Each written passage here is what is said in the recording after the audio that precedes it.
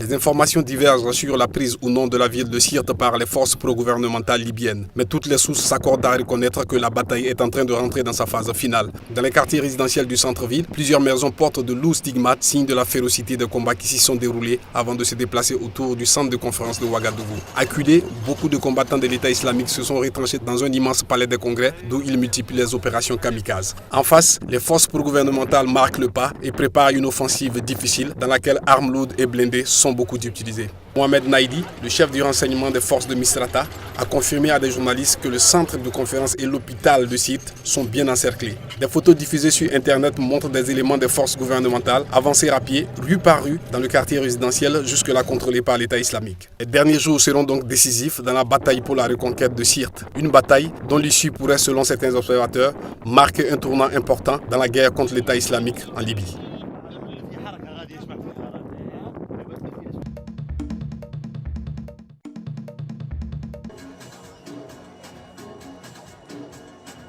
La semaine de la mode de Lagos dévoile les créations de près de 50 marques nigérianes avec des modèles venus de tout le continent. L'industrie de la mode est très sérieuse au Nigeria et c'est un milieu rude. Il y a beaucoup de créateurs, de marques, de stars. La coiffure, le maquillage. Les coiffures sont fantastiques. J'adore. C'est l'Afrique. À Lagos, elles sont nombreuses les célébrités qui n'hésitent pas à prendre l'avion 2 fois par mois pour faire les plus belles boutiques du globe. Les initiateurs de la semaine de la mode espèrent changer cette tendance.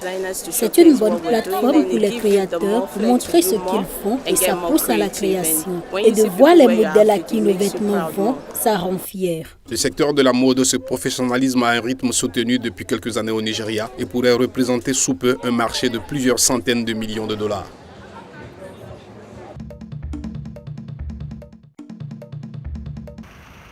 Tout autour du barrage de Kariba, on devine où était l'eau avant. 2 années de sécheresse dues au phénomène El Niño ont fait des ravages dans toute l'Afrique australe et la plus grande réserve artificielle d'eau douce du monde est quasi à sec.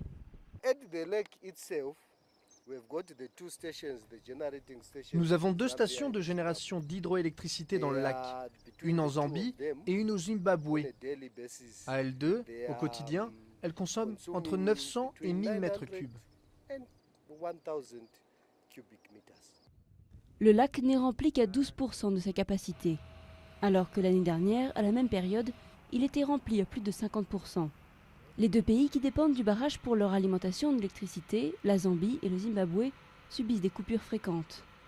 L'autorité du fleuve Zambèze rationne l'alimentation en eau de la centrale et cherche des sources alternatives d'énergie. Mais d'ici à 5 mois, s'il ne pleut pas, le barrage pourrait être complètement à sec. Une catastrophe nationale et locale aussi. Des milliers de pêcheurs souffrent directement de la baisse des eaux. Il n'a pas assez plu cette année et le niveau de l'eau est trop bas. Nous n'attrapons pas autant de poissons qu'en 2014 et ces dernières années.